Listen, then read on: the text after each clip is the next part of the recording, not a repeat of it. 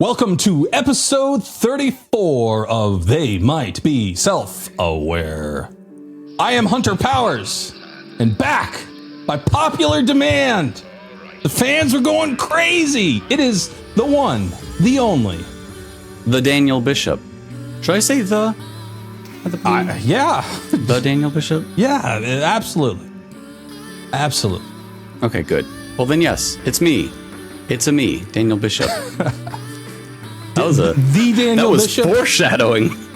The Daniel Bishop. What are we discussing on your return to They Might Be Self-Aware? I return to grace.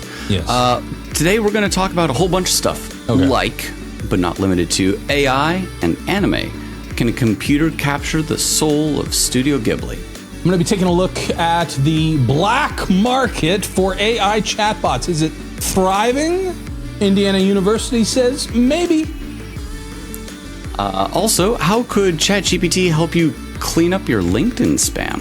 And what about Google and the Department of Justice and the battle over AI search dominance?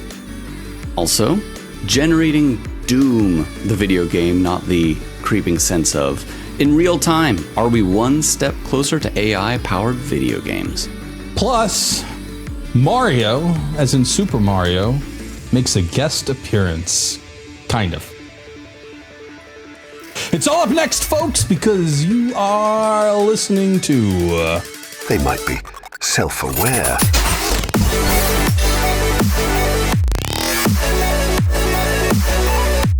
Do you watch any anime? I have watched anime in the past. I've never been able to get into it. I've tried. Because there's a lot of kind of like techie, sci-fi anime, and that concept, the techno thriller is probably one of my favorite genres, which is well represented in anime and including lots of other genres. But I've never been able to sink my to watch teeth in. like Akira or something. I've looked at some of that, some like the Ghost in the Shell stuff. Yeah, but just I lose. You're You're not like a big DBZ guy or like Dragon Ball. I'm aware of it, but no, I'm not. Shocked. Yeah, I've watched very little anime myself. I'm certainly not an enthusiast, but I've seen some things, and like Studio Ghibli, I'll watch anything put out by them. Beautiful, absolutely gorgeous work. I think it might be a smidge hyperbole, but you could say this is like toward the higher end of human achievement of artistic integrity and capability, and so on. Does the style of anime lend itself more towards being able to be generated by AI in comparison, let's just say like the Pixar style? There were 0 sentences between me saying that this was at the pinnacle of human creativity and you saying, what if we were to use generative AI to do it? Element out and all the beauty and simplified it down to some weights. Somewhere, yeah, Hideo Miyazaki just felt someone looking over his shoulder. No, he's had some very specific thoughts on the matter. And I think, broadly speaking, I would agree that a human-driven artistic vision, and we've talked about how these capabilities continue to increase. Maybe there is a point where every human on Earth can be brought to tears by the emotional capacity that a image generator was able to make. But I do think, at least for now, humans do still very much have the edge in terms of, if not necessarily me, Daniel, not a very good artist, being able to type in some words and make something that looks pretty using like Midjourney, professionals who have a deep understanding of the human condition and so on, being able to make art, like capital A art. I do think there still is a difference. And is generative AI something that we want involved in that? Some episodes ago, we talked about like an AI in-betweener of here is an image, here's a second image, right. Do some of the middle work. I think we're going to start seeing that, especially in lower cost animated films, anime, TV shows, whatever it ends up being, like as that kind of tool progresses. Yeah, I think that becomes something that lots of people are going to use that kind of thing. I primarily use Dream Machine. Fully hand-done has its place, though. I'm primarily using Dream Machine and Runway ML for that exact purpose. Okay. Runway is the wildly superior in my estimation. I still, Dream Machine is like short and sweet, and I like its interface, but I'm blown away by what comes out of Runway. Luma Labs. It's a Runway alike, which is to say you give an image, you get a few second video out of it, that kind of thing. Or prompt, and then you get the image with the video. Now, if memory serves, you have played some with like some anime style generative art. Am I remembering that correctly? In Midjourney? Yeah, so Midjourney has it's Niji, N-I-J-I, whatever. There's like a setting that you can select where you get anime style in general. And granted, if you use certain descriptors or mention certain artists, depending on whether or not you probably should be able to do that specifically, you're able to get things that look more like something of a sort that you would have imagined coming out of a given studio or a person's artistic style. So in your estimation, is the current state of generative art better equipped to handle an anime style or use a Pixar style as a comparison? Or, about the same? Or does one way a little deeper? For the most part, for the vast majority part, I think anime doesn't try to be photorealistic. Whereas if you take a photo and put that into Midjourney, then it animates things. Or, the famous, almost like a year ago, Sora from OpenAI of the woman walking down the street and like... What? I've forgotten all about it. It's been so long. For those of you who don't remember, an extremely long time ago, OpenAI showed off a video generator capability on there, and that could do things almost a minute long and very cohesive video, and a person isn't morphing over the time that they're being shown in it. It made people with balloon heads, but it was really cool. Yes. So I think that there is a difference between I'm trying to emulate reality where people are going to see like, oh, this is not a photorealistic person behaving in a perfectly photorealistic way. And anime, there's stylization. Arms can get a little wobbly if it's, specifically for an effect that you're going for. Maybe it's easier to fool people into thinking something is high quality or high enough quality if it's animated as opposed to a video. Mm-hmm. Okay, so maybe. And I guess the tie-in with the news this week is that Sony is rearranging their animation studios and getting deeper into anime and building some of their own software to produce the anime. And as an aside as an aside note on the new software, they said that they're going to try to adapt more AI as they're building out the software, but there were no details. No, the article was mostly about they don't have enough proprietary IP. They want to do anime or animated things in general. And it costs money to do that, and they don't want to spend money. And there is an animator shortage, at least partially tied to pay, but there's also there's a lot of industry subtext as to what the pipeline looks like for animators and so on that I'm not entirely aware of, but I do know is a problem. And so, of course, Sony would say, well, if we could use anime to use less people and have less costs and produce more things, why wouldn't we? I don't blame them for wanting to do that, but I do think that a lot of people will complain about it being soulless or that it's taking away human jobs, which in this case it would be. It would be taking away jobs of animators. Even if Sony is saying there's a shortage, at least partially that shortage comes from pay. So address those problems, Sony, and industry in general. I even wonder if the suggestion of AI is partially to squash people complaining about their salary. It's I could just replace you with AI. In the software engineering context, I've seen it before where it's, I could just outsource this job. We could just hire someone in another country where they have a much lower cost of living to do it. Is that what you would prefer? And you're like, okay, I'll stop talking about my... I'll take my pittance and be happy with it. You don't need to use the AI. I wonder if that's part of it. Or no, not really.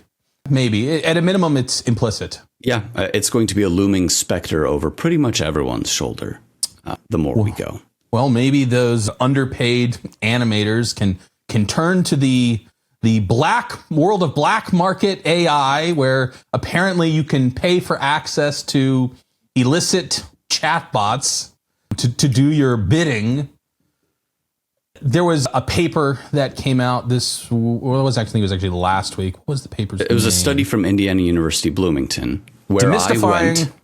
Demystifying real-world large language model integrated malicious services. Yeah. Was the article, which looked at a number of these quote-unquote underground markets. Now, they all have public websites that anyone can join. But serving up these, I guess AI-powered products to potentially do malicious things.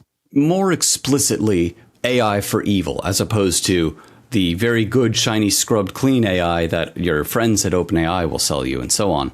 I didn't see too much in the way of specifics in this, but the gist seemed to be, if you want uncensored models, and not just for sexy roleplay times with your chatbot, but rather, I want to be actively spreading disinformation. I want to be gaslighting people. I want to try and push a narrative in chat rooms and on forums and sites like Reddit and so on. Use this LLM that will specifically help push your narrative for you. And people are making money doing that. And I can see why they're making money doing that. But also, if it's just a jailbreak, a prompt that will get around OpenAI's restrictions, or it's a open, anyone could download it model with maybe a bit of fine tuning on top of it, couldn't anyone do that? And I guess you do have to pay for like industry expertise and like, I'm the person who's good at this and I have no morals. I'll make this available to people for money. But like, why would you pay for an uncensored LLM when you can just download one? Yeah. So I guess if you don't want to run your own infrastructure. I did read the paper, and it reminded me of like something I might write in like my papers due on Monday, and it's Friday. And it's the end of the semester and I need to like cram and write something. So I'm just going to like, hey, those sites that I sometimes hang out on? I'm just going to write like the quickest paper ever about it. It's the illicit black market. Half of it seemed to be people just selling access to uncensored models, whether they were jailbroken or originally trained that way, which I thought was interesting. And that's not necessarily listed, although it could be used for illicit means because it's uncensored. And it does make, I feel like there is a market for that. Now they're like, well, why don't they just do it themselves? Because you need to be reasonably technical to do it yourself. And to you very serve quickly, something at scale, and you go on to ChatGPT and you ask a question. It's like, no, I'm not, or Anthropic, they're the worst. No, I'm not going to. I'm not comfortable writing a response to that question. And so then the idea pops in your head. All right, is there an uncensored one? I ask a local large language model some questions that I'd feel embarrassed to ask OpenAI sometimes. I get blocked very frequently, including just doing research for this show, because I often will put articles in and try to like find what are the controversial inflection points that we could discuss and where, what are the different angles. And actually, a lot of the large language models are not comfortable coming back and just saying what's controversial, especially as it relates to AI or robots. Hey, how could this go wrong? They don't want to tell you, like, how does it become Armageddon? So I don't think you have to be doing something lewd or illegal in order to run into these limits today. So I buy that there's a market for it. And of course, the lewd and illicit stuff, there's a market for that too. I don't know how sort of gray market it is. And then the actual illegal bots seem to primarily be phishing emails that they write out, personalized to the individual. And so there's some human jobs I'm glad are gone. Some guy in a call center somewhere who's just calling up and trying to get your credit card information. I don't know if you ever checked your spam folder. I'm glad that they're starting to go out of business. But it's usually there's like the same email over and over and over again in your spam folder from different people. And so I guess now they can become is one to go through, more personalized. Yeah, but I just feel like the average person would catch on that like I've received a version of this. We've hacked into your webcam email. Well, that's the average person. Yeah. Oh, and if you transfer this much money to this Bitcoin address before the end of day today, we won't release the footage. So, as an aside to this, to describe the sort of people that would fall for that, my grandparents on my father's side were lovely people. Not great with computers. I'd say the worst with computers, but willing to use them that I've possibly ever seen. True story. Once they asked me if they could help with changing, they had an Excel document for some family finances, needed some help. And like, good for them. They're using, an appropriate program for that sort of thing. They couldn't make any edits. And I'm like, they must have put it in some protected mode or something. No, they had managed, with no understanding of what they were doing, to take a screenshot of it and save it as the desktop background on their computer, and were wondering why they couldn't edit it. And my mind broke a little bit when I saw that. Those are the people who are, after seeing a bunch of that email come through, maybe one of them didn't go into the spam filter, and that they'll respond to it. So the bad people can be using LLMs to help make this an even broader sort of appeal to people, or customized, or this or that.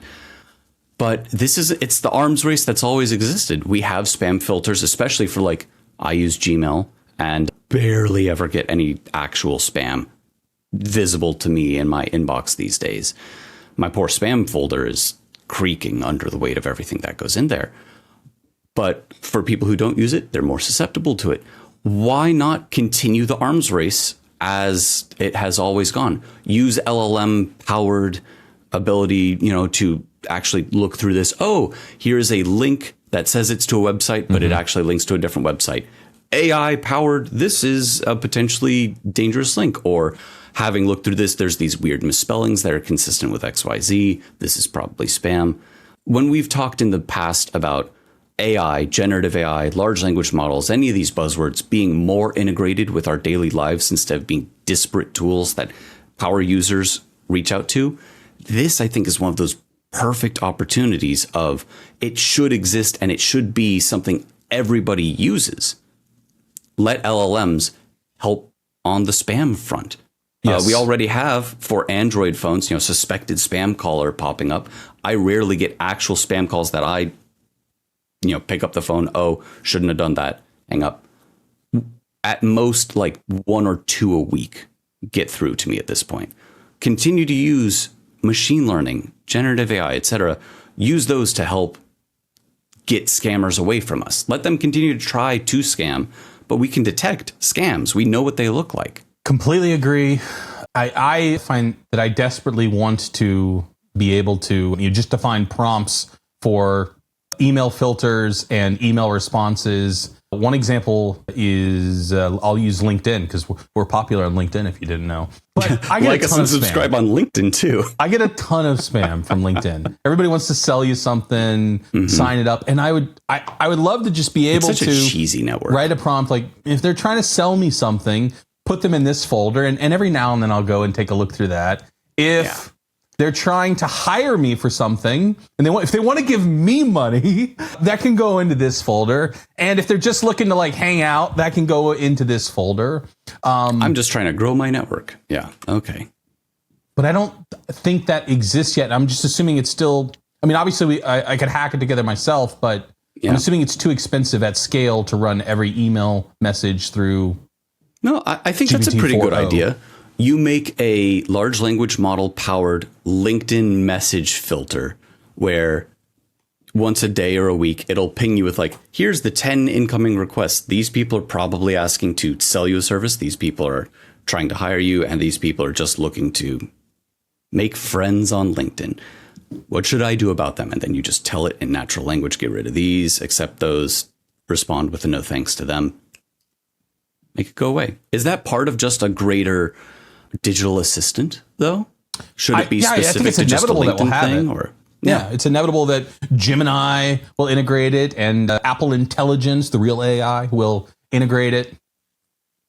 For those of you who don't know, LinkedIn doesn't like to share their data. They're really, really upset if you try and do any scraping of their data. There is like API access, but for very specific kinds of people, for very specific research. There's the definitive case law about that, by the way, that everyone cites.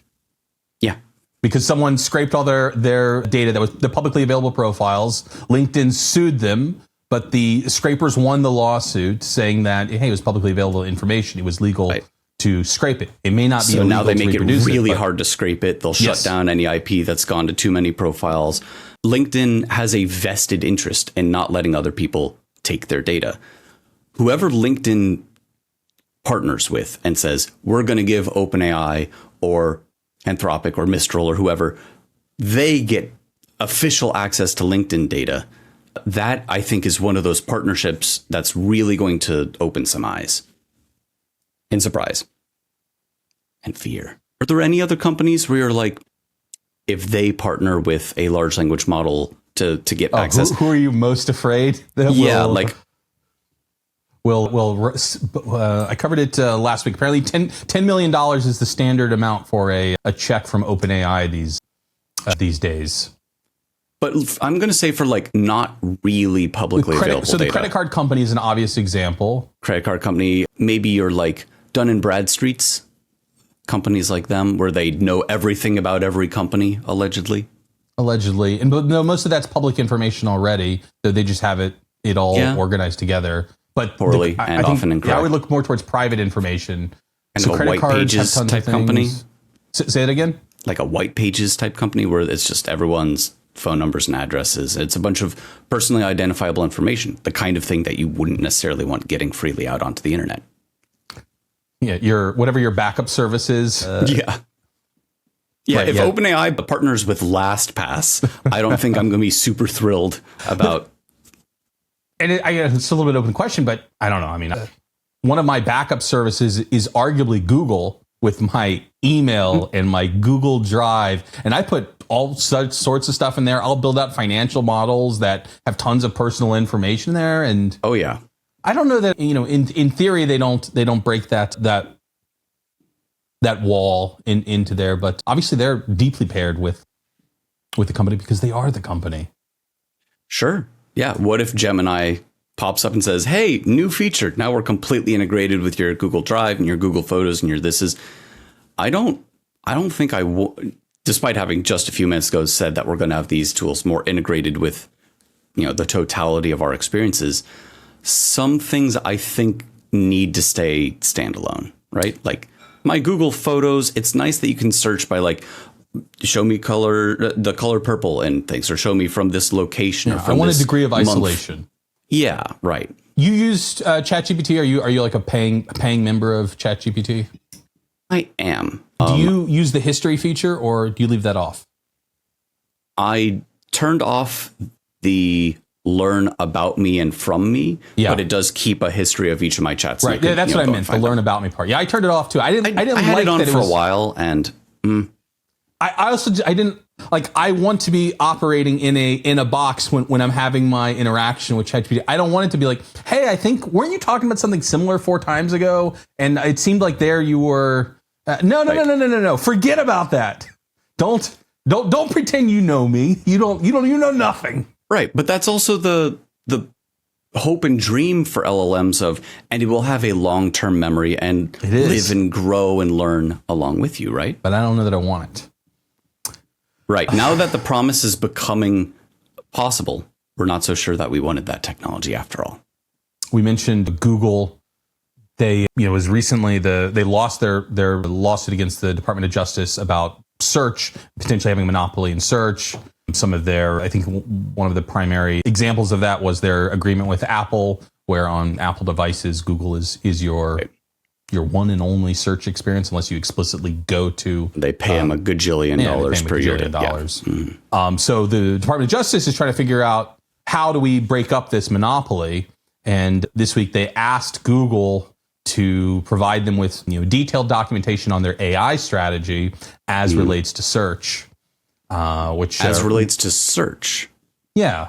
Because there's a lot of other AI stuff that they're up to these days. Sure. I'd say broadly, Gemini and whatever AI powers search don't have to be the same thing if they are at all. Correct. And I don't think that at this point in time, the government is trying to break up their other AI stuff. But the potential decoupling, what was interesting to me is the potential decoupling of search from AI from the Department of Justice perspective, that potentially this is enhancing their monopoly, when at the same time we're having discussions around AI being the monopoly buster. As we've discussed before, we don't use Google as much anymore because we just go to ChatGPT or Claude AI or any other. But not ChatGPT's search function. I still don't use that. I have the thing. I don't think I've used it since We demoed it once on this this channel, and I don't hear people clamoring for it either. I don't know. I'm not clamoring. But going back to that, I do think AI has a huge potential as a monopoly buster, and the idea, and because people are able to rapidly compete against these monopolies by leveraging AI to build something that truly is competitive. And the example that we've seen is the large language models versus the search, and that now the Department of Justice would look to decouple that from Google. I don't know. Maybe we should just all go and play some video games. I'd be down for that. Do you have any games in mind? Well, apparently the AI can just simulate the games now. I don't know. Did you see this the Doom demo that's out there where it's in real time creating the Doom-like environment? Yeah. Based upon your, I guess, keyboard interaction. It was a Stable Diffusion based thing. So the same underlying technology from the other image generators that have become very popular in the last couple of years. Right. Somebody took a bunch of frames of games of Doom, fed that in, and basically taught this thing to predict, given a picture and then what the input would be, what the next frame would be. Actually, I don't know if it had the input, but it definitely was, here's a frame. What would the next frame of Doom be based on this frame? And I saw a video of it. It looked like Doom. I was fooled at first, and not for just a second, that I was just watching a video of Doom. Yes. And I've seen also some AI Doom level generators. Was it WAD files? Is that what Doom used? Am I remembering that correctly or not? So, or knows? Yeah. But it would generate the maps, and they were, pretty compelling maps. But yes, then going a step further and just generating the entire image or simulating the game engine, which we could argue is what it's doing. Basically, right. You're generating a state that ends up being an image shown to somebody that considers all of the world kind of around it. Now, even if it isn't really making a game engine, still going from one frame of video to another frame of video based on what you expect to happen is bonkers. Yeah, absolutely. It's simulating bonkers. A game engine. Basically, yeah. And at a certain point, it stops mattering if it looks just like the real thing. So somebody did that for not Doom as well. Yes. It's me, Mario. I shouldn't have done that. Can we cut that? Oh, that was really good. That was a very, very good impression. You were like, I'm speaking with Mario right now. Hey. It's me. I'm going to stop. Anytime I meet someone whose name is Mario, it's me, Mario, just plays. You hear the coin noise in your head. Ba-ding. I just hear that over and over and over again. And I stare at them and I try to simulate I'm paying attention, but I'm not. It's me, Mario. Yep. They also demoed it with, it was a separate project, but they demoed something similar with Mario. Right. Now, this one, I don't remember about Doom, but I do know specifically for this one, the idea was not just generate a next image, but generate a next image given a user input, which is to say, play a game without having an actual underlying game to it. It's slow and it looks a little glitchy at times, as did the Doom one if you really knew what to look for and you watched it a couple of times. But this is the worst it'll ever be, a phrase that we keep using. Yes. And an area that I've also been really interested in related to this is the AI upscaling of video games, where the game engines are now generating 720p video output, even 480p video output. And if you don't know what that means, it means they generate a really small image opposed to a super high resolution image that would fill your screen. That's what the engine generates. And then they use an AI model to upscale that. I was just reading about the new PS5 Pro, which was officially announced this week as well. And it features PlayStation Spectral Super Resolution. I was looking up the name of it. But it's the same thing. And basically every system these days has some version of that. Even your iPhone has a version of that baked into metal. But the point being is that just because it's generating Doom graphics, then you can... I was trying to think of what was the game that I was going to say Crysis. It wasn't Crysis, was it? There was the Crysis was one of those can my PC run it? Mm-hmm. Yeah, for years. Okay, so the AI model will then upgrade the Doom to Crysis level graphics. Right. It's got to be inevitable, and it goes to that holodeck like experience. That's where we're moving. I think that's a great what's the end state of? So imagine we've got Doom, we've got Super Mario. The sort of next step besides real time and looking less glitchy is okay, give me an underground level. Boop, it makes it. Give me a snow level. Give me a this. Change Mario to be taller. Do that. And like be able to change aspects of the game that you're interacting with. Cut to 2 years, 5 years, 10 years down the line. Then eventually you can say, I want to play a video game about a horse with rockets on its feet and it is flying through the sun, whatever thing that you can imagine. Just, here's a playable game. Not just here's an image of a horse with rockets on its feet, which you can absolutely do today, or here's a 2-second semi-good-ish looking clip of the horse blasting through the air with rockets, but a playable video game of horse with rockets on its legs. I think we'll see janky versions of that, 6 months from now? If we're already seeing what's been done with this Super Mario Brothers, accounting for inputs. It's already there. Something that I'll be able to go to a website or download, or, it'll have certain blinders on. I think I'm going to be able to play quote unquote bespoke video games generated by Gen AI in less than a year. Well, I'm just waiting for the day that Super Mario becomes self-aware and we can have him on this podcast for a deep conversation just like this one. Because you've been listening to episode 34 of They Might Be Self-Aware. And it's me, Hunter. I'll stop. If you want more of this, Daniel Bishop, these lovely impersonations, consider subscribing. It's free for now. It could one day be very expensive, but today only. It's a one-day deal. The clock is ticking. Operators are standing by. Right. They're not real people. They are AI bots that we purchased from the dark web, and we're not really sure what they're going to do with any of your information. But they're standing by to take your subscriptions. Just look around, find the subscribe button, hit it, and we will connect you directly with one of them, where maybe you're guaranteed maybe a comment conversation. Yeah, we've been getting a few more comments. It's nice to see. We'd love to see a little more and engage with you wherever you partake, whether it be YouTube or Apple Podcasts or Spotify or TikTok or LinkedIn. I think there's even an X account. LinkedIn. We're popular on LinkedIn. Hello to all you. They love us on LinkedIn. They love us on LinkedIn. Everywhere else, it's a little questionable, but LinkedIn, wow. Yeah. Until next time, you've been listening to They might be self-aware.